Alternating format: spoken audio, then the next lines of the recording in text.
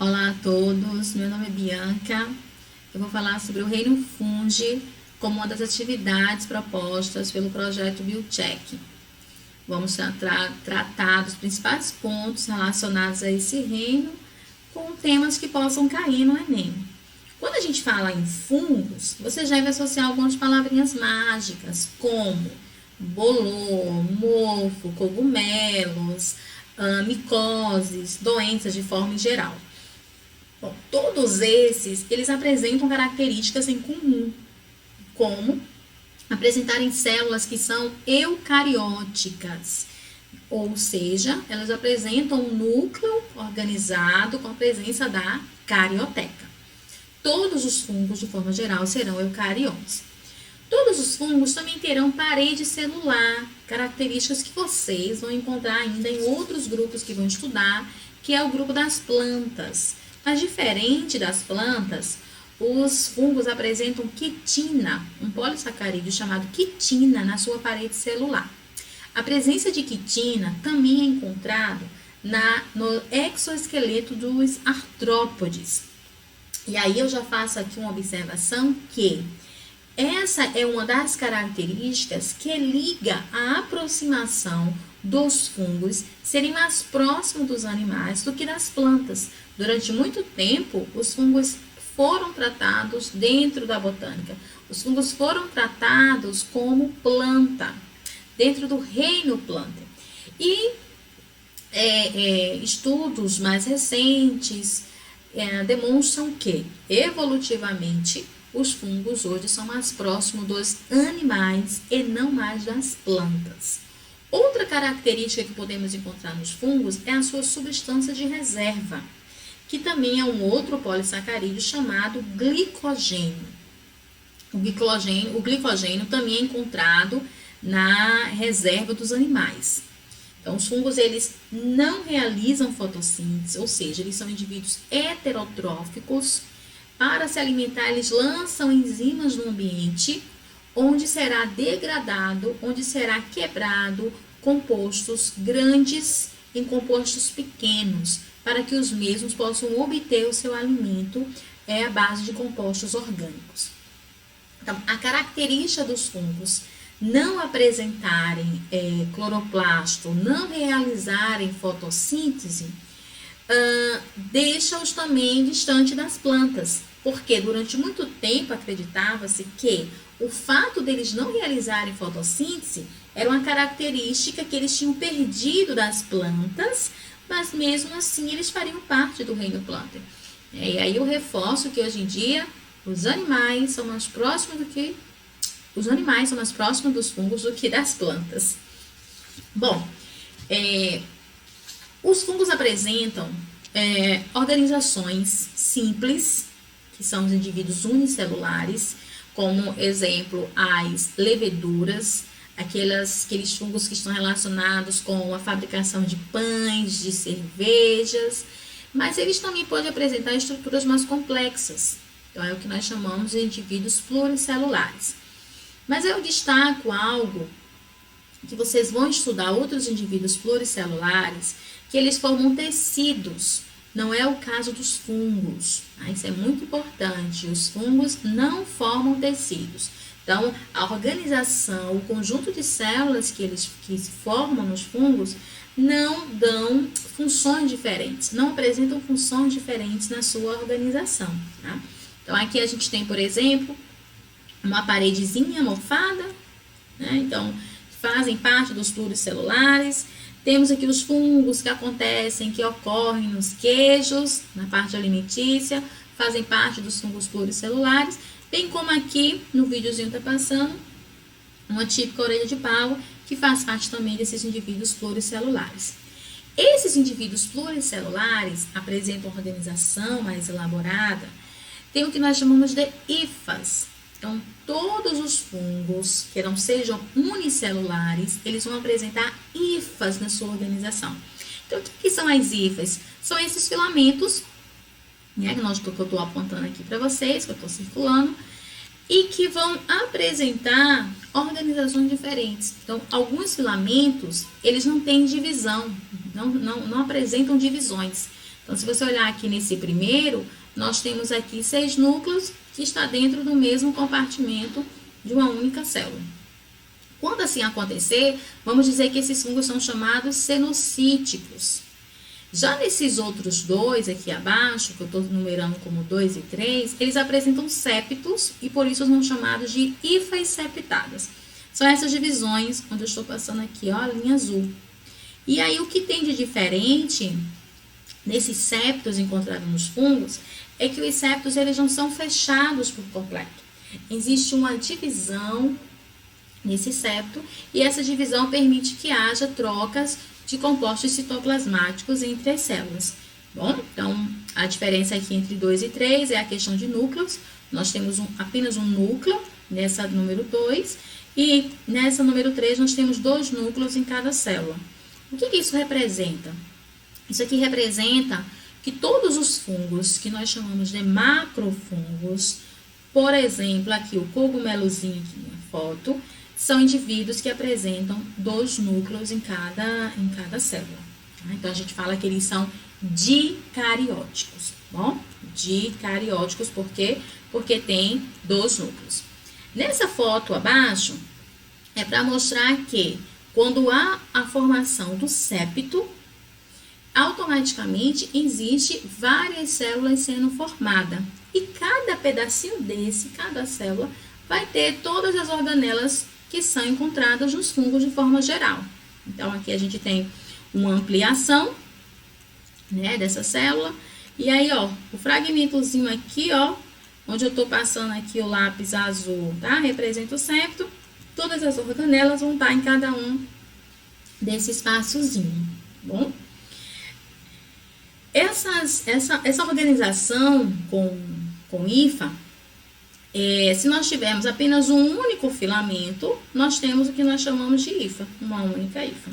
Mas se nós tivermos um conjunto dessas hifas, ou seja, vários filamentos entrelaçados, nós vamos ter o que nós chamamos de micélio. Então, aqui, ó, micélio. Ouviu a palavrinha micélio? Vai estar relacionada a fungo e vai ser o conjunto de várias hifas, tá? O conjunto de filamentos ou o conjunto de hifas. E aí, o micélio reprodutivo é toda aquela parte que nós conseguimos visualizar. Aqui, especificamente, tem um cogumelo. Então, toda a parte que a gente vê do cogumelo é o micélio reprodutivo. Toda essa parte que nós estamos vendo aqui na foto, ó, é o micélio reprodutivo. E, baseado aqui na foto, todo o micélio, as hifas que estão abaixo do micélio reprodutivo, nós chamamos de micélio vegetativo. Especificamente aqui, nesse cogumelo, essa parte é conhecida na literatura. Então, se vocês lerem qualquer palavrinha que tenha corpos de frutificações, vai estar se referindo a essa estrutura do cogumelo, tá? Então, o micélio reprodutivo pode ser também chamado de corpos de frutificação. É um nome que está ficando em desuso, mas é um nome que ainda é utilizado e encontra-se nos livros dessa forma. Outra coisa, eu dei o exemplo de um cogumelo, mas se a gente pegar um pão mofado, aí você pega lá o pãozinho mofado, corta só a parte que está mofada do pão, tira aquela partezinha verde, né? Às vezes amarelada, já preta. Corta aquela parte e come o resto do pão. O que aconteceu? Você está comendo, deixou de comer o fungo? Não. Porque o que você cortou é o que você está vendo. Aquela parte que você enxerga crescendo no pão é justamente o micélio reprodutivo. Tá? E tudo que você, certamente, você pegou um pãozinho, cortou a parte que está verde, comeu o resto, tudo que você tiver comido lá vai ser o micélio vegetativo. Então, é importante, né, nesses casos, nem aproveitar, porque o micélio vegetativo nós não visualizamos. Mas, se tiver o micélio reprodutivo, tá, automaticamente nós sabemos que vai ter o micélio vegetativo, tá bom? Então, um já indica que tem o outro. Para se alimentar, os fungos, como já mencionado, eles liberam enzimas no ambiente. Então, os fungos produzem várias substâncias, entre elas, várias enzimas. Então, existe a amilase, celulase, pectinase, várias. E várias delas são empresas, né, produzem determinados fungos, que já sabe que aquele fungo específico produz aquela enzima, para obter a enzima para produzir algum composto específico. Então, os fungos são muito utilizados na área da indústria. E aí, para se alimentar, voltando ainda para esse típico cogumelo, o que nós vamos ter, né? Aqui nós temos o típico cogumelo. Na pontinha, ampliando aqui a pontinha da raiz, essa parte aqui onde eu estou circulando agora, eles vão liberar as enzimas. Então, por exemplo, aqui o fungo liberou enzima para quebrar o amido em glicose. Aqui, por exemplo, o fungo liberou enzima para quebrar a proteína e aminoácido. Quando ele faz essa quebra, esses compostos menores que são formados liberam compostos orgânicos, né? Moléculas de carbono, que são os principais compostos que ele precisa para se alimentar. Então, eles vão se alimentando dessa forma, liberando enzimas para obter o seu alimento. Então, a gente fala que é uma nutrição por absorção. E aí, existem várias importâncias que destacamos os fungos. Coloquei apenas algumas, que são as mais vistas, mais citadas, que pode ser a função de decompositor. Então, os fungos, eles estão na cadeia dos decompositores. Sabemos que as bactérias e os fungos, né, são os principais. Então, eles acabam fazendo parte dessa reciclagem de nutrientes, acabam participando do ciclo de nutrientes. Então, a folhinha que cai, o animal que morre, as fezes de um animal. Então, o ambiente está propício, o fungo cresce ali, libera a enzima e aquilo ali vai ser quebrado para liberar o composto para ele se alimentar. Então, eles são essenciais na área da decomposição. Quanto à função mutualística, ou seja, é aquela função onde terão dois indivíduos diferentes que vão ter uma relação harmônica e benéfica, onde um estará beneficiando o outro. Então, é comum encontrar dois principais tipos de relação mutualísticas, e que são bem citadas. Quais são? São os líquens e as micorrizas. Vou mostrar logo à frente algumas fotos para a gente poder exemplificar melhor. Alimentícia e bebidas. Então, mais na área da indústria, que os fungos, eles atuam ativamente e de forma significativa, fabricação de pães, de cerveja, envolvendo as leveduras, fabricação de queijos. Existem vários queijos, né, que têm presença de fungos, não são as leveduras, são os penicílios, mas é uma área que está em expansão e que cada vez mais tem crescido essa área na indústria envolvendo os fungos. Farmacológicos, destacamos aqui o mais conhecido, o mais comum e o primeiro antibiótico, né, envolvendo os fungos, que é a penicilina. Então, a penicilina foi dado esse nome porque o fungo que cresceu inibindo as bactérias, que foi até uma forma acidental que aconteceu, o nome dele se chama penicílio. E aí, por isso, foi dado o nome de penicilina. Destacamos também o fungo na área da saúde. Então, existem várias doenças que são causadas por fungos. Citei aqui algumas, mas existem outras. Coloquei algumas que são mais comuns, como candidíase, que quem participa, né, dessa doença é o fungo chamado cândida, por isso candidíase. Existe a cândida bucal, que é o famoso sapinho, muito comum em crianças. Existe também a cândida vaginital, que é o mais comum, é a vaginal, que é justamente a candidíase na mulher. Existe o pano branco, né? Você já deve ter visto aquelas manchinhas brancas, também causada por um fungo. E também um bem comum é a frieira. Então, o calçou um tênis, os pés não estão bem higienizados, a pessoa começa a suar, o ambiente abafado, o que vai acontecer? Os fungos vão começar a se desenvolver. Entre um dedinho e outro, vai começar a aparecer a formação, o crescimento dos fungos. Também conhecido, um nome que pode estar aí como frieira, é o pé de atleta. Já vi também essa citação e que está associado à frieira. Dentre esses aí, estou destacando os decompositores. Então, aquilo que a gente que eu já mencionei, né? Então, os fungos, eles vão se desenvolver aonde tiver a matéria orgânica e o ambiente estiver favorável para ele.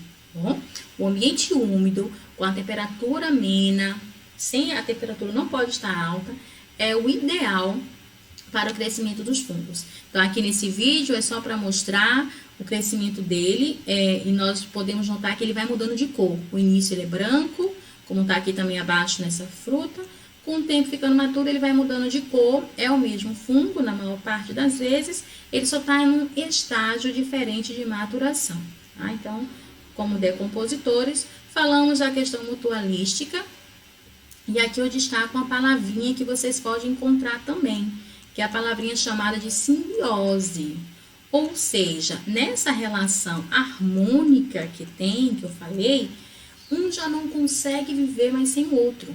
Para um sobreviver, tem que ter o outro. Sem eles, não consegue. Então, existe um pouco disso nos líquens, nas micorrizas. Então, você pode ouvir a palavra também, simbiose, para líquens e para micorrizas. Então, aqui é só exemplo de líquens. A maior parte dele acontece nas árvores, né? Então, você já deve ter visto passando nas árvores várias coresinhas assim pintadas na árvore. Você chega perto, você consegue visualizar a estrutura desse tipo, que são várias cores. Então, os líquens, eles são um bom exemplo de associação mutualística de uma simbiose. Lembrando que o fungo, ele vai dar uma proteção para o líquen. O que é o líquen? O líquen é a associação. Quem são os dois indivíduos diferentes, né, nessa associação mutualística? É uma alga e um fungo. Então, a alga, teoricamente, ela vive no ambiente aquático. Ela não iria conseguir sobreviver no ambiente terrestre, como está aqui nessa foto, numa árvore. Aí, o que o fungo faz? O fungo dá a proteção para que ela possa conseguir sobreviver naquele ambiente. O que a alga faz? Realiza a fotossíntese. E o resultado da fotossíntese, o produto da fotossíntese, vai gerar compostos para o fungo sobreviver. Então, está todo mundo em casa, todo mundo vivendo bem, e é uma relação harmônica que todo mundo está sendo beneficiado. As micorrizas também, né? Podemos ver a mesma forma nas micorrizas. Então, veja bem, coloquei esse videozinho que é muito didático e que ele representa muito bem a questão das micorrizas. Vai ficar e vocês depois também podem ficar para assistir até o final. É 1 minutinho e meio. Então, assim, o que nós podemos notar aqui, né? Aqui tem uma planta, aqui tem as raízes. Micorriza é uma associação mutualística que acontece entre o fungo e as raízes da planta. Então, aí a gente está vendo as raízes, tá certo? E aí existe uma ligação harmoniosa entre esses grupos de fungos, que nós chamamos de micorriza. Deixa eu voltar aqui só para a gente poder finalizar. Então, a raiz da planta, quando entra em contato com a hifa do fungo, ela passa por um momento de expansão. Ou seja, ela tem um determinado diâmetro, uma determinada espessura e ela vai ampliar. Quando ela amplia esse diâmetro, o que vai acontecer? Os fungos, ao decompor os compostos, vai estar liberando vários componentes e a planta automaticamente vai conseguir absorver mais nitrogênio, mais ferro, porque o fungo vai estar lá fazendo essa participação e ela vai ter um diâmetro maior. Automaticamente os fungos serão beneficiados porque ao realizar a fotossíntese, assim como lá nos links que nós vimos, o produto da fotossíntese vai beneficiar o fungo. Então, também estão em casa, vivem uma relação excelente e muitas plantas não conseguiriam se adaptar se não fosse essa associação, tá bom? Chamada de micorriza. Então, se a gente analisar uma floresta, a gente vai ver que existe várias relações lá entre fungo e planta.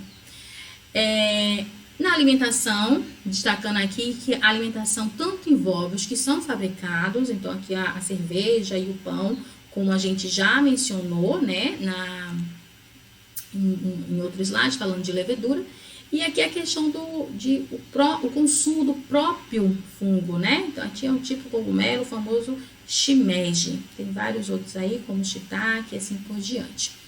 Quanto ao que nós conhecemos de fungos, eu chamo a atenção aqui, dados específicos sobre fungos muda muito. Então, não é algo que a gente deva se preocupar agora, mas hoje são 3,5 milhões de fungos, a estimativa, e a gente conhece um pouco mais de 100 mil. Mas devemos nos preocupar com a classificação dos fungos. Atualmente são 18, mas nenhum livro de ensino médio, esses livros que são base para a elaboração de prova, eles tratam essa classificação atualizada, está bem desatualizada. E os 4 principais que podem ser explorados com alguma questão seriam esses aqui, que é Chytridiomycota, Zygomycota, Asco e Basídio. Chytridiomycota são fungos aquáticos em sua maior parte e vivem decompondo matéria orgânica, mas muitos são parasitas de plantas, de algas, protozoários, bem como de animais, como é o caso desse Batrachochytrio, que é um parasita de anfíbio que tem matado assim, uma grande quantidade de anfíbios no Brasil. Então, eles são indivíduos que se adaptam melhor, vivem melhor no ambiente aquático, porque ele tem um flagelo. É um único grupo dentro dos fungos que apresenta ainda flagelo. Então, é um grupo mais primitivo. O segundo é o Zygomycota. Zygomycota, para dar exemplo, ficar mais fácil, é o funguinho que está crescendo no pão, que está crescendo nas frutas. Então, toda essa partezinha verde que a gente vê no pão, às vezes, quando está num estágio bem avançado, se você olhar bem de pertinho, você vai ver essa estrutura aqui da foto.